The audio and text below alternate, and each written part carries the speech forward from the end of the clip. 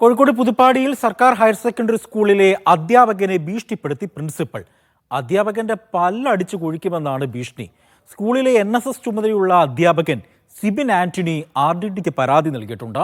പ്രിൻസിപ്പലിനെതിരെ ഉയർന്നു വന്ന സാമ്പത്തിക ക്രമക്കേട് പരാതിയിൽ മൊഴി നൽകിയതിന് പ്രിൻസിപ്പൽ തന്നെ ഭീഷണിപ്പെടുത്തിയെന്നുമാണ് അധ്യാപകനായ സിബി പറയുന്നത്. അത്രേ ഉള്ളൂ. ഞാൻ നേരെ ചോദിക്കും, തോന്നിയ ദിവസം പറയാൻ അടിക്കാൻ പല്ല് താഴെ ഇടേണ്ട അവസ്ഥ വരും. കാരണം നീ വിളിച്ചിട്ട് എന്നെ പൊളിറ്റിക്സ് ഉൾപ്പെടുത്തുന്നത്. പിന്നെ തോന്നിയ ദിവസം പറഞ്ഞു ഞാൻ സ്കൂളിലെ NSSുമായി ബന്ധപ്പെട്ട പരാതിയെക്കുറിച്ച് സംസാരിക്കാൻ വിളിച്ചപ്പോഴാണ് NSS ചുമതലയുള്ള അധ്യാപകനോട് പ്രിൻസിപ്പൽ കയർത്തു സംസാരിച്ചത്.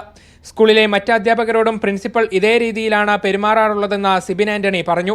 റീജിയണൽ ഡെപ്യൂട്ടി ഡയറക്ടർക്കും ഉന്നത ഉദ്യോഗസ്ഥർക്കും സിബിൻ ഉൾപ്പെടെയുള്ള അധ്യാപകർ പരാതി നൽകിയിട്ടുണ്ട്. പ്രിൻസിപ്പലിനെതിരെ സാമ്പത്തിക ക്രമക്കേട് ആരോപണങ്ങൾ ഉയർന്നു വന്നിട്ടുണ്ട്. അവിടെ ഉണ്ടാകുന്ന അധ്യാപകരോട് വളരെ മാനസികമായ അവരെ പീഡിപ്പിക്കുന്ന രീതിയിലാണ് പെരുമാറുന്നത്.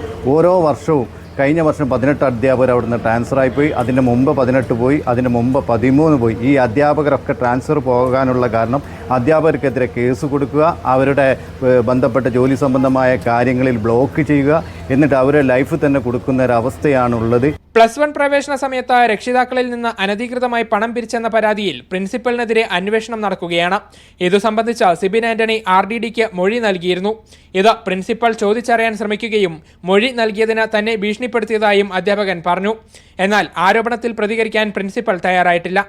മീഡിയ 1 കോഴിക്കോട്.